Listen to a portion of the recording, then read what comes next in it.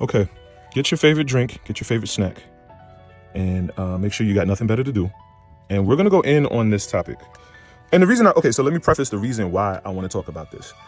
The economy is economying, and single motherhood is at an all-time high, and it's rising, and it's become culturally acceptable.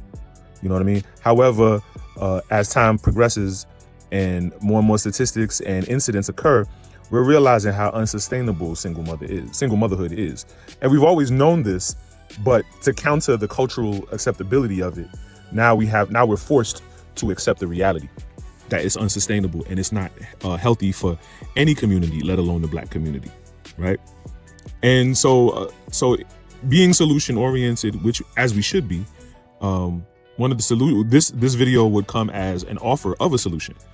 Not necessarily a quick fix or a silver bullet per se, but a solution nonetheless. You know what I'm saying? A Band-Aid in a dam. You know what I'm saying? Plugging holes in a dam. That's pretty much what we're doing. And so I thought this would be great. I did some research about it, and I thought it would be very, very thought-provoking and helpful at the same time. Just to consider it. You know what I'm saying?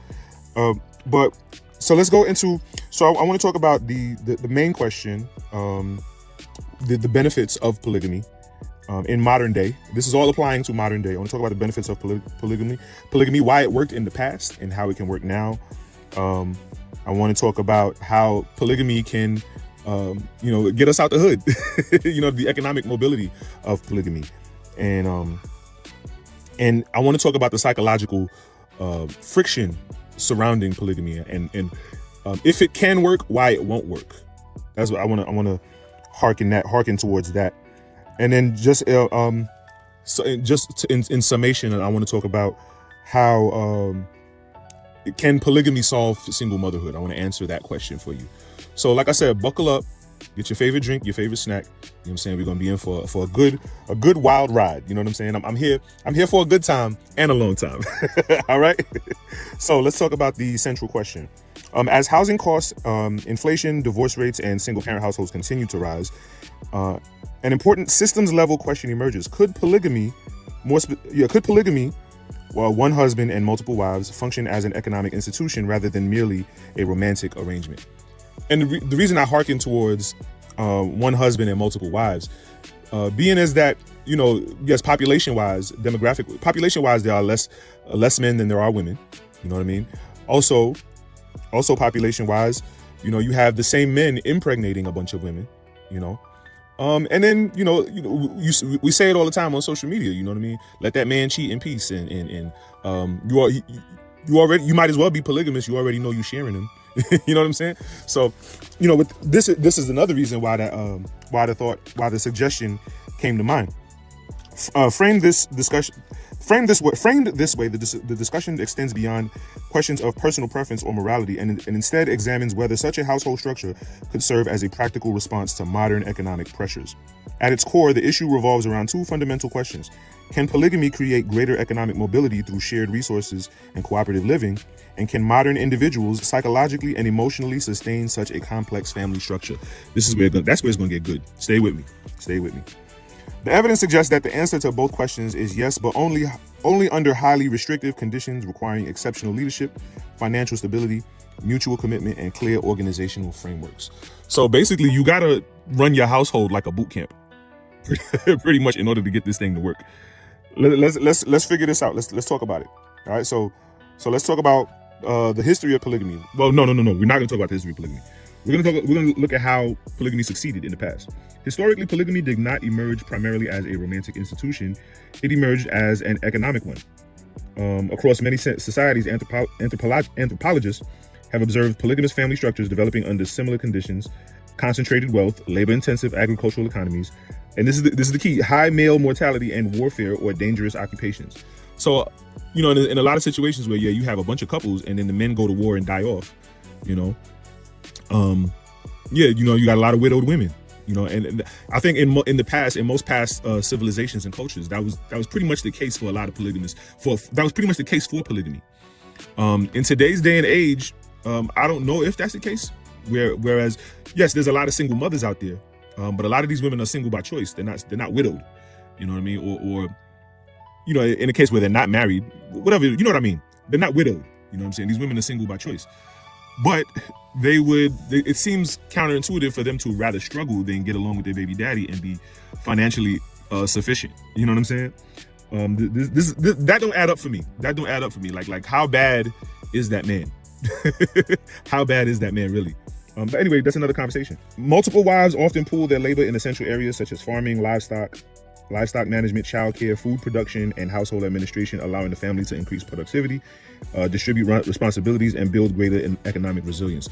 So, like, imagine a bunch of baby mamas all in. You know, you the man of the house, and a bunch of your baby mamas. All your baby mamas is in the kitchen, you know, fixing up food for you, them, and the kids. You know what I'm saying? All working together. How tired would you be of cooking when all you got to do is wash dishes? How tired could you be of cooking when all you got to do is stir the beans? All you got to do is flip the burgers. You know what I'm saying? You got one job. Just wipe the tables off. You know what I'm saying? Wipe the dishes clean after baby mama number 2 gets done washing them. You know what I'm saying? Like, simple. Chop the onions. Here, sis, go ahead, chop some onions while I peel the skin off this chicken. You know what I'm saying? Like make it happen. Rather than viewing the household as a collection of separate individuals, these societies organized it as a unified, productive unit whose collective labor generated wealth, security, and long-term stability. And imagine what that does to a child to see their mom and their auntie or sister mom, you know, working together, happily cooking for them and their siblings and their extended siblings. You know what I'm saying? That kind of village environment, that kind of family, that kind of big family environment. What that does, like how much that warms a child's heart. Imagine if you were a child in that situation, you'd be like, wow. You know what I'm saying? And you see dad sitting there like he just come home from work. You know, oh man. Anyway, the economic mobility argument. From a purely economic perspective, the strongest argument for polygamy lies in its ability to aggregate resources and capitalize on economies of scale. Rather than maintaining 3 separate households, each paying its own rent or mortgage, utilities, internet, transportation, groceries, and other recurring expenses, a single larger household can consolidate many of these fixed costs. For example, if 3 mothers each pay rent, combined housing expenses, and see, in a lot of these situations, it don't even have to be a man at the head of the household. It could just be a bunch of baby mamas getting together. It could work. So basically, the more income earning adults in the home, economically, the better off the home would be, as opposed to a single mother household or even a monogamous married couple household. You know what I'm saying? They're still better off if they're splitting the bills. You know, beyond housing, a plural household can further reduce expenses by sharing fixed costs that would otherwise be duplicated across multiple homes. So yeah, like, it makes no sense if we could all live under one house and just pay off one mortgage, as opposed to, oh, I got to pay my rent and then you got to pay your rent, but then I need help with this and you need help with that. Like, come on, like, just put it together. Rather than purchasing separate appliances, separate furniture, separate internet, separate insurance policies, and separate vehicles for each household, the resources can be pooled and shared. As the number of contributing adults increases, the cost, I just said that, the cost per individual generally declines because additional adults consume fewer new resources. Yeah, everybody, you know, it's community. Everybody shares, you know what I'm saying? We all under the same internet. We all under the same Wi-Fi. How many devices is that? Damn, that's a lot on your router. But, so yeah, it's more financially efficient. Another significant economic advantage involves childcare. This is the key right here. This is the key. For many single-parent households, childcare represents one of the largest monthly expenses and often limits career advancement by forcing parents to reduce work hours or pay for expensive daycare services. Oh, say that. You know how many jobs I turned down when I became a single parent? It's stupid. And only because of the hours. It's not because I didn't want to work, or it's not because of how hard the job was. Just the hours. You know what I'm saying? Just the hours. Having to take my son to school every day, like, is a lot. A large household creates opportunities to redistribute labor internally. For instance, while 2 adults work full-time outside the home, another adult could manage childcare and another could oversee household operations such as cooking, scheduling, transportation, or homeschooling. This is amazing. So basically, you could do your own in-house daycare. You could do your own little daycare in a polygamous situation. Like you know how much money you would save on daycare? Oh my God, just the gas and the time it would take to go to drive up to the daycare to pick them up every day. Make sure they have food for the daycare. You ain't even gotta do that because you got a sister wife at home cooking for your child. You know what I'm saying? Oh, It's so beautiful. It's so beautiful. Oh my God. A larger household also benefits from a more specialized division of labor. In the modern nuclear family, each adult is often expected to perform nearly every household function. So chores become easier because you have more people working. You know what I'm saying? One take out the trash, or even one take out the trash. No. One bag up the trash and bring it to the front. You know what I'm saying? And then one sweep the yard. You know what I'm saying? One mow the lawn. Like it's easily distributed. A lot of times, even like let's say a monogamous married couple. A lot of times the husband winds up doing most of the chores. Yeah, the mama in there changing the diapers. You know what I'm saying? She changing diapers and breastfeeding. You know what I'm saying? But for the most part, while she's doing all that, the husband is left having to take care of the whole house. You know what I'm saying? I've seen guys dedicate their whole weekend to just working on their home. If they're not washing their car, they're mowing their lawn. You know what I'm saying? They're washing the vinyl siding on their homes. You know what I'm saying? That's their whole weekend. Like it's like they live to work. You know what I'm saying? Like you come home from work to work. Like that's crazy. But if you got sister wives, you ain't got to worry about all that. Yeah, you know you wash the cars. You know what I'm saying? You mow the lawn. You know what I'm saying? But the whole house is taken care of. The carpet is vacuumed.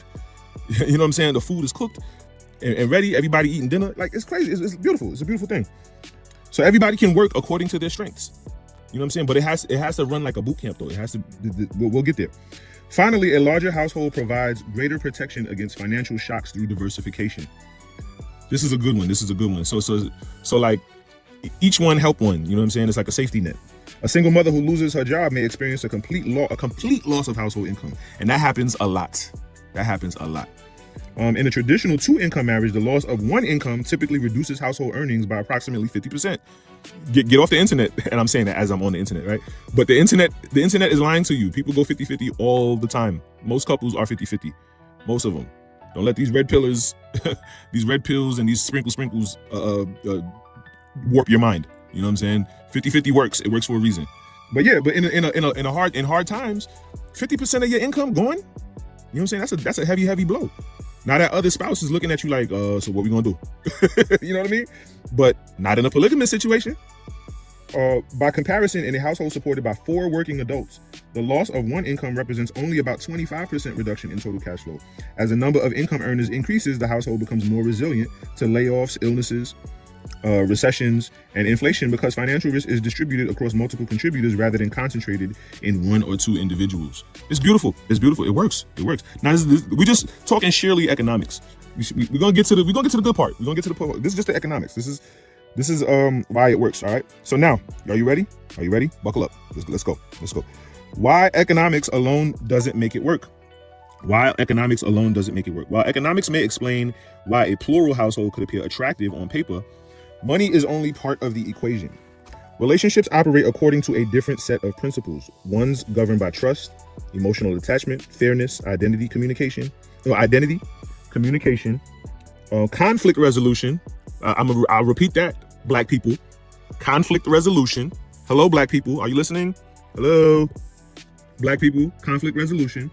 Oh yeah, emotional regulation and perceptions of status. A household can be financially efficient, yet emotionally unstable if these interpersonal needs are not consistently met. In many cases, the greatest challenges facing plural relationships are not economic, but psychological. We got to get our minds right. This is the key. And this is why I believe that before any Ray Ray and Quadasia and Taquana get involved in something like this, they would have to be psychologically debriefed and coached and prepared for a situation like this. You know what I'm saying? Let me go in. Let me continue. Even when shared living arrangements reduce expenses and increase financial security, unresolved issues involving jealousy. I'm gonna take my time when I read this.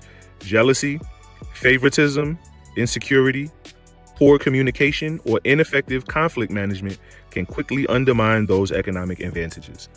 And when you talk about poor hood Black people, what is more glaring than issues with unresolved issues of jealousy, favoritism, insecurity, poor communication, or ineffective conflict management? When you talk about poor hood Black people in America, because I believe poor Black people in America are unlike any poor people around the world. we are the poor hood Black people are unicorns, in my opinion. You know what I'm saying? Like But all of this is the whirlwind gumbo cesspool of slavery and a history of oppression.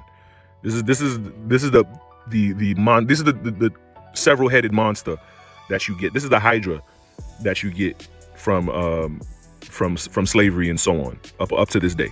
When you talk about just go down the list, just go down the list of history. You know what I'm saying? Slavery, Jim Crow, civil rights. You know what I'm saying? Welfare, crack era, all of that. Just pile all that on, and then you have what we have today, right? You have the kind of black people that we have today. And I'm being polite when I say black people. If you know, you know, right? As a result, the long-term success of a plural household often depends less on its financial model and more on the emotional maturity, relational skills, and mutual trust of the individuals involved. So let's get into that. I hope you guys are still buckled up. You know what I'm saying? It's getting bumpy. So let's assume that these people are raised by single mothers. These adults who are entering into this polygamous situation are raised by single mothers, right? The discussion shifts from economics to psychology because each person enters the relationship with beliefs, expectations, and coping mechanisms shared by their upbringing or shaped by their upbringing. Many daughters of single mothers develop a high degree of resourcefulness, financial discipline, and a strong work ethic because they watch their mothers navigate financial hardships and household responsibilities with limited support. Growing up in a single parent household may also create a greater appreciation for community and shared responsibility. So in some cases, or in a lot of cases, if the single mother raised women get together, you know what I'm saying, they can form a great village, they can form a great community. However, they still would require the leadership of a man. And that's the hard part. That's the part that they're not familiar with or accustomed to. And that's what they'll buck up against. And like, I thought about this situation. I remember hearing about a zookeeper. I don't know where I saw it at. I don't know what, but I remember hearing about a zookeeper, and he said like one male lion can take on about 4 female lions, right? But under weird circumstances, I forget why, don't quote me, but he said the female lions will actually gang up on that male lion and like run him off the pride. You know what I'm saying? And I do see something like that happening with a bunch of hood people trying to be polygamous, and those single mother raised black women don't know nothing about a man, how to be in a household with a man. They'll try to run them off. They will try. They will very much try. But this is something to consider. So the psychological friction. While potential economic benefits of a plural household may be compelling, the psychological challenges are often far more difficult to overcome. If each wife and perhaps the husband was raised in a single mother household, their early family experiences may shape how they perceive relationships, authority, and emotional security. So yeah, if that young man, if he never lived in a house with a father, he never saw how a house should be operated and run. You know what I'm saying? Like he may derelict his duties. He may be neglectful. He may think, oh, it's all about just sitting on the couch. You know what I'm saying? And you know, he may be very unparticipative with the children. You know, you got to give them some sort of attention. You know, but that may be unfamiliar to him because he never had that as a young boy in his household. So why would he give that? How would he know to give that to his kids? Although these outcomes are not inevitable and individuals vary widely, childhood experiences can influence adult attachment styles, conflict resolution, and expectations of intimate relationships. And yes, if intimacy was never exemplified, I noticed that a lot when I date women who were raised without their fathers. I noticed the biggest turnoff to me would be a lack of intimacy. You know what I'm saying? These women don't know how to hug and kiss. All they know how to do is take dick. Like, I'm just being real. You know what I mean? It's sad. It's sad, but it's true. And you know, these wouldn't necessarily be the type of women you would want to have your children. You know what I'm saying? Because if you can't be intimate with a man, how can you be emotionally nurturing to my children? You see what I'm saying? But then again, if I was a man who never had a father, I wouldn't know the value in that. If never had a father, but if a man and a woman being intimate was being non-sexually intimate, if a man and a woman being non-sexually intimate was void in my life, I wouldn't know to see the value of that. I wouldn't think anything of it. You see what I'm saying? And this is what happens in a lot of these relationships. They vary wide. Childhood experiences can influence adult attachment styles. And I think I did a video a long time ago about abandonment issues and the levels of abandonment. Like, abandonment issues can trigger eating habits. Like, it gets that deep, you know, because abandonment issues are part of a survival mechanism, you know. This is why being exiled in the ancient days was a big thing, because if you were kicked out of the group, it's hard to hunt a lion on your own, or hunt gazelles on your own when you got lions trying to hunt you, and you by yourself. Nah, that's not a good a good look. You know what I mean? So yeah, we're mammals, we're herd creatures. So one of the first obstacles is trust. Growing up without a consistently involved father or experiencing family instability may, for some individuals, make it more difficult to fully trust a romantic partner or believe in the long-term stability of a relationship. And this is the key reason why a lot of these women be blowing up their relationships. They don't know how to trust. They don't know how to be intimate with a man non-sexually, because they've never seen it or experienced it. And when they do experience it, it scares them, and then they start punching air. They start making up reasons to fight. You know what I'm saying? When it gets good, they run. The Bible says the wicked run when no one is chasing them. A plural household requires an unusual high level of confidence that the husband will lead fairly. That man got to know what he's doing. He got to know what he's doing. He has to have a plan. And a lot of these pookies, these single mother raised pookies who are knocking up these women left and right, they're hardly men. They're not men at all, really. A lot of them. I know they act tough and they tote a lot of guns, and that's cool. You know what I'm saying? But they're not men. Being tough and being a man are two different things.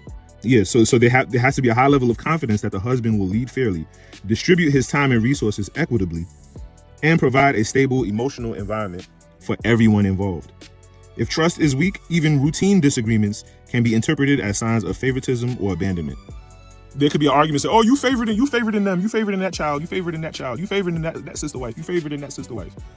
And really, it's not even an issue of favoritism. It's just an issue of trust. You know what I'm saying? It's really just an issue of trust. So it places a constant strain on the household. Another significant challenge is hyper-independence. Many adults raised in environments marked by financial hardship or inconsistent support develop a survival mindset centered on self-reliance. This is where the "I don't need no man" come in. Or if you got your own, you ain't got to worry about no ninja, right?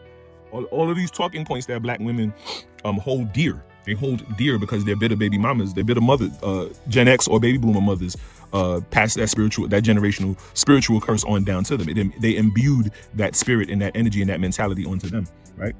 But it's all a survival mechanism. It's all survival and coping. You know what I mean? Because in the same breath, in the same whim, you know what I'm saying, these women will be out here in these streets looking for love, only to get dick. You know what I'm saying? Like it's sad. It's sad, but it's a vicious cycle. However, a successful plural marriage depends on interdependence rather than independence. Every adult must rely on others, shared responsibilities, and sometimes place the needs of the group ahead of personal preferences. So yeah, you might not agree with it, but if it's better for the family, you're gonna roll with it. Because if it's better for the family, ultimately it'll be better for you in the end. You may not like it, but it's good for you. You know what I'm saying? In this context, the very survival strategy that once protected someone can become a barrier to building a cooperative family system. So trying to be independent and I got to do for self and ain't nobody coming to save me, like that's not going to work in a polygamous situation. Like stop it. Scarcity thinking can also create significant emotional friction. Scarcity thinking in any situation creates emotional friction. Like you can't have a. I can't think of any situation where a scarcity mindset is beneficial. Please, individuals who grew up with limited financial or emotional resources may become especially sensitive to perceived inequality. And if they're especially sensitive, they go from 0 to 10 real quick. This is why poor single mothers act ratchet and make scenes all the time and blow up over little shit. You know what I'm saying? Because they have a scarcity mindset. You know what I mean? And one thing I've learned is you can never compete with someone's mindset. You could tell them the sky is blue or till you blue in the face and they'll tell you that the sky is purple. You could bring down God from heaven and they'll tell you, Lord, well, why you ain't bring Jesus? You know what I'm saying? It's never enough. It's never enough for a lot of women. You know what I mean? And that's their cross to bear, no pun intended. Yes, questions such as who receives more. These are some good points. Questions such as who receives more attention, affection, financial support, gifts, or quality time can quickly become sources of tension. Even if the husband intends to treat everyone fairly, small differences may be interpreted through the lens of past experiences with scarcity or inconsistency. So that woman may just be she's triggered, but she's only projecting. She's only responding how her nervous system learned to respond from a previous situation that ain't had nothing to do with you. You know what I'm saying? I think these polygamous situations will bring to the surface a lot of the the mental health, the mental unhealth that a lot of Black people have, and it'll bring it to the surface and bring it to the surface in a way where they have to face it and deal with it. Like in a single mother household, you know what I'm saying? You could shove a lot under the rug, and I think a lot of Black women like it that way. In a married couple household, you could shove some things under the rug, but that other spouse will reflect it back to you. You know what I'm saying? But in a polygamous situation, like if the husband don't reflect it back to you, you got 1, 2, 3 sister wives who will. You know what I'm saying? You can't hide. You can't run from your shadow. You know what I'm saying? So I think it'll be very, very, very, very telling of a lot of things. You know what I'm saying? And then, you know, the way here's another thing, talking about how, you know, women typically in a polygamous situation, the women would try to probably feel like they could do better without the man, and then try to run them off. You know, a lot of times in most domestic violence situations, it's the women who initiates the domestic violence. So now imagine these women getting together saying, you know what I'm saying, all right, here's the plan, see? Here's the plan, yeah, we're gonna do this, right? And imagine them ganging up on that man, and then, you know, when the cops come, you know what I'm saying, trying to make it seem as though he put his hands on, like, and then the cops gonna be like, wait, so you beat up all 3 of these women? Really? Like, all at one time? You know what I mean? Like, it'll be a thing. It'll be a thing. The domestic. And, you know, we talk about emotional instability and, you know, trauma issues and scarcity mindset issues, and all of these things, all of these psychological frictions and traumas are what leads to a lot of the domestic violence in these homes. You know what I'm saying? So would a polygamous situation heighten the domestic violence? Would it, you know what I'm saying? Would it bring it more to light? Would it increase it, make it more frequent? You know what I'm saying? If these people have unresolved psychological issues from their past, you know, it's something to question. If everyone involved grew up in single-parent homes, they may have limited opportunities to observe a stable, healthy monogamous marriage, let alone a functional plural family. This does not mean they're incapable of building one, but it does mean that they cannot simply rely on familiar patterns learned during childhood. So basically, they have to build the plane while they fly. They got to figure it out as they go. You know what I'm saying? Which isn't the best, but, you know, you got to do what you can, right? In many respects, they are building a highly complex relationship system without a blueprint, requiring exceptional levels of self-awareness, emotional maturity, and deliberate cooperation to succeed. Imagine I'm in a polygamous household. I'm the man in a polygamous household, and I have my sister wives. And let's say I fuck Quadesia 2 nights in a row. You know what I'm saying? Taquana and Jalasia gonna feel a kind of way. So the next day for dinner, you know what I'm saying, Taquana and Jalasia's kids getting the big piece of chicken, and Quadasia's kids getting the retarded piece of the wing. You know what I'm saying? So it's like, what are we gonna do? What are we gonna do? You know what I'm saying? How do we patch that up? How do we fix this? And that's why I say you got to run it like a boot camp. Even the intimacy, everything got to be scheduled. Everything got to be, you know what I'm saying, aligned, because every little bit, any little thing can be perceived as favoritism. Any little thing can be perceived as an insecurity. You know, and you know, as humans, we're all insecure about something. The man's leadership burden. Every new relationship introduces additional emotional, financial, and interpersonal dynamics that must be managed simultaneously. His responsibilities extend far beyond providing financially, and include managing the household finances, regulating emotional dynamics, resolving conflicts, organizing schedules, raising children, ensuring fairness among family members. So yeah, if you got siblings that's fighting, or siblings of the other sister wives that's fighting, you gotta break, as a man of the house, you gotta break that up. You gotta settle that. You gotta square that up. Like, you gotta, like, hey man, like, what we fighting for? We all in the same game. You know what I'm saying? You gotta have those conflict resolution skills as a man.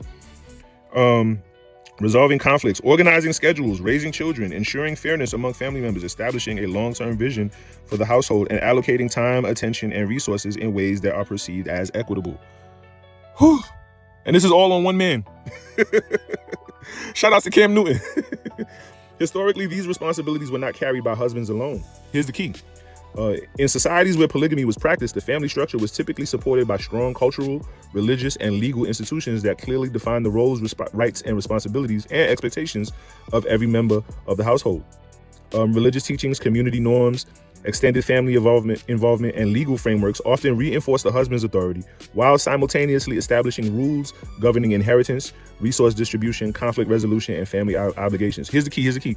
These external institutions provided stability by reducing uncertainty and creating widely accepted standards of conflict. So in those cultures, in those civilizations, those polygamous civilizations of the past, the men and the women knew what they were getting into. They understood it, and a lot of them were raised up in it too. You know what I'm saying? So yeah, of course, it's going to be easier for you to be in a polygamous situation if you were raised up seeing your father with sister wives. You know what I'm saying? And then not only that, it's held up in court. It's held up by by the laws. There were things that it was a community thing. You know what I'm saying? And you go to church every Sunday. The preacher is preaching about polygamy. You know what I'm saying? Husbands, be good to your wives. Wives, be good to your husband. I meant to say that singularly. All you wives, be good to your one husband. You know what I'm saying? Like yeah. So there was an entire culture built around polygamy, and this is what made it work. It removed like the passage says, it removes the uncertainty. Yeah, plural marriages generally lack recognition, cultural acceptance, and established social norms, leaving participants to negotiate nearly every aspect of family life themselves. And that would be in a case today, in a modern, in our Western monogamous society, that would be the case today. You know what I'm saying? We had to build the plane as we fly. And yes, a lot of things would be uncertain, and we'd have to make, we'd have to fix things along the way as we go. You know what I mean? Without an external framework to guide expectations or resolve disputes, the burden of leadership becomes significantly greater, and it falls on that man. And this is why, yes, I think if a bunch of single mothers got together in a household and tried to run a house, yeah, it would work for a while until, somebody getting their feelings, or somebody feel like their child is getting treated a certain way, or something, you know what I'm saying? And then it would kind of implode upon itself. And it would take a man to be the linchpin to hold that situation together. You know what I mean? So yeah, success depends less on the household structure itself and more on the husband's ability and the willingness of all partners. So the women have to be cooperative, to exercise exceptional emotional intelligence, maintain transparency, communicate effectively, resolve conflicts fairly, and foster trust over time. Jealousy. Let's talk about the jealousy. We've been at this for 41 minutes now. So it's. I hope the buckle ain't too tight. I hope the seatbelt ain't too tight. Even when the family's overall economic situation improves through shared resources and lower living costs, those advantages can disappear quickly if any member believes they are being treated inequitably. So in plural marriages, the questions about fairness are almost inevitable. Who receives more of the husband's time and attention? Who experiences greater emotional intimacy? So I'm saying, you know what I'm saying? You can't fuck Quadeja 2 nights in a row, because Taquana and Jalasia gonna feel away. you gotta map that out, bruh. Who benefits from more financial investment? Like how you gonna divvy up that will? You know what I'm saying? Which children receive the greatest share of educational opportunities, gifts, or other resources? Christmas time in a polygamous household would be scary. You know what I'm saying? Who ultimately makes major family decisions? Well, of course, that would fall on the husband first, right? These questions are not merely logistical. They strike at the core human desire for security, belonging, and equal treatment. Research on polygamous society suggests that disputes over attention, inheritance, and the allocation of resources are recurring challenges, particularly when co-wives do not already share close familial social bonds. So if the new sister wife is a complete stranger, so let's say we got Quadeja and Taquana in the house, you know what I'm saying? And we got a nice little system going, and I pick up Julie and I say, hey guys, Julie's gonna be our new wife. And Quadeja and Taquana is like, who this bitch? You know what I'm saying? It's gonna be a little rough around the edges, you know what I'm saying? We're gonna have to work some things out. You know what I mean? And we got to switch up the schedule, you know what I'm saying? Okay, I get Quadeja on Mondays, I get Jalasia on Wednesdays, you know what I'm saying? And Friday nights I get Julie, you know what I'm saying? And then now Quadeja's mad because Friday, she had something special in mind on Friday, but now Julie come along and fucked up her whole situation. I don't know, man. I don't know. Don't quote me. For this reason, fairness must be understood not simply as equal distribution, but as transparent, predictable, and consistently communicated decision-making. Every member of the household must have confidence that the decisions are guided by clearly understood principles rather than favoritism or impulse. So as the husband, you have to establish things by saying, hey, every decision I make is because of X, Y, and Z. So regardless of how you feel, I made this decision because of X, Y, and Z. And if you feel like I didn't, let me know. You know what I'm saying? And I think there would have to be like constant meetings. There would have to be constant meetings and just airing shit out and addressing grievances. Because, in order for this thing has to work, you know what I'm saying? We got to eat, sleep, and shit together. You know what I'm saying? So it got to work. And ultimately the kids are looking at us. That's the biggest thing. I think a lot of couples and a lot of parents don't really understand how much their kids are looking at them. You know what I mean? There's things, I don't even notice it in myself, but I notice it in my brothers. There's things that I see my brothers do that they picked up off of my parents. You know what I mean? I was pretty independent per se, but I know my brothers are like closer to my parents, and I see little things that they do, and I'm like, oh wow, that's mom. Oh wow, that's dad. You know what I'm saying? So it's a thing. It's a thing. Here's woo. We made it this far. We made it this far. You know what I'm saying? Are we there yet? We're almost there. While could polygamy solve single motherhood? Could polygamy solve single motherhood? Let's think about this. While polygamy may provide a workable family structure for some households, it is unlikely to serve as a comprehensive solution to the broader issue of rising single motherhood. Single-parent households are the result of multiple interconnected social, economic, and cultural factors rather than any single cause. So basically, the rise in single motherhood is a layer of dominoes. You know what I'm saying? All falling in sequence of one another. Relationship stability, economic opportunity, educational attainment, affordable housing, mental health, substance abuse, community institutions, and prevailing cultural norms all influence whether families remain intact and financially secure. Because these factors interact with one another, addressing only the structure of the household does not eliminate the underlying conditions that contribute to the family instability. So no, polygamy is not the cure for single motherhood. Polygamy is not the cure for single motherhood. And I think I alluded to it earlier that yes, it can very much be the Band-Aid. We can very much plug holes in a dam with polygamy. You know what I mean? These single women out here struggling, putting their kids through all sorts of things. You know what I'm saying? Sleeping with men for money while the kid is next to them. You know what I'm saying? Like these kind of things that these women are doing, they wouldn't have to do if they would just tuck their tail in between their legs and say, hey, let's work it out. Really, like hey, let's work it out. Like that is so hard for a lot of these black single mothers.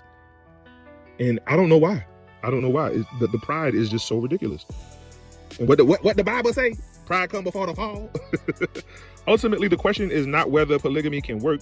It clearly has in some historical and contemporary contexts, but whether it can function as a population-wide solution to rising single motherhood. The evidence suggests that it cannot. At most, it represents one possible family arrangement that may be effective for a relatively small number of households under the right conditions, and that's key. Under the right conditions, it can work. Under the right conditions, under the right man, it can work. Under the cooperation of the women, it can work, but it has to be in the right circumstances. Strengthening relationship stability, expanding economic opportunity, improving education, increasing access to affordable housing and mental health services, and reinforcing healthy family and community institutions are likely to have a broader, more lasting impact on reducing single-parent households than any single marital structure alone. So yes, that's the cure for single motherhood, not polygamy. But polygamy is very much a Band-Aid. Viewed as an institution rather than simply a relationship style, polygamy can create genuine economic efficiencies. So yes, if we can, so what it suggests is that in order for polygamy to work truly, there would have to be an external institution around it. First, they got to legalize it. Because I know, I think a lot of people do it all the time, but you do get penalized for it if found out. But like, you could go to state A and then get married and then marry another chick in state B, you know? And a lot of times, like let's say if you die and you write in your will and say, hey, I want this to go to this wife, right? And then if the wife in state B, makes a claim and say, hey, I'm married too. Here's my marriage certificate. And they could say, well, that don't count because she married him first. And, we can't count more than one wife. Polygamy is illegal. You know what I mean? So now the wife in state B is screwed. But if you legalize polygamy, now the wife in state B can have a claim to his inheritance. You know what I'm saying? And the kids that she had with him can be taken care of. You know what I mean? But, you can structure your will so that, you can take care of who you need to take care of. But nonetheless, I think there'd be a lot less legal friction if they legalize polygamy. And then once polygamy, everything starts with the trickle effect starts with the law. You know what I'm saying? But then, see, here's the thing. This is the intricate part, because how beneficial, how profitable would polygamy be? Because ultimately the reason I was suggesting polygamy is because if working adults or just income earning adults, or just even if they're struggling, if struggling adults can pool their resources, they could possibly get off government assistance. And that's a nightmare for the government. If all these people working together, pulling their resources together, taking care of their own kids. So mind you, the child support is getting circulated through the home. You know what I'm saying? They don't need daycare. They got daycare at the home. So if the child is like young toddler age, you know what I'm saying? They could possibly even homeschool. So now they're taking them out of the public system, the public school system. You know what I'm saying? And whatever little bit of food stamps they get, they pulling that together and feeding everybody with. You know what I mean? So it's like, so the government really not, at first in the front end, the government is losing money from polygamy, but in the long term, it would benefit the government because now you have more well-rounded, productive citizens. You got children less likely entering into lives of crime, and then now that collapses the prison industrial complex. So yes, I could see how the government would be against it. I could see how the government would see it as not unprofitable, if you will, you know. But nonetheless, it's up to us to do for ourselves. It's up to us to do for ourselves. So expecting the legalization of polygamy would probably be a little far-fetched for some people because, you know, you have to ask, okay, why am I lobbying in DC just so that I can have a bunch of wives? Now, yes, if I did have a bunch of wives, yes, it would suit me to go to DC, but I wouldn't expect a whole national petition behind it. But that's just me thinking out loud. Polygamy is not the cure for single motherhood. It's just a Band-Aid, but it'll work. And with everything I talked about, you can rewind it and map out the points that I made, and you can see it could work for you too.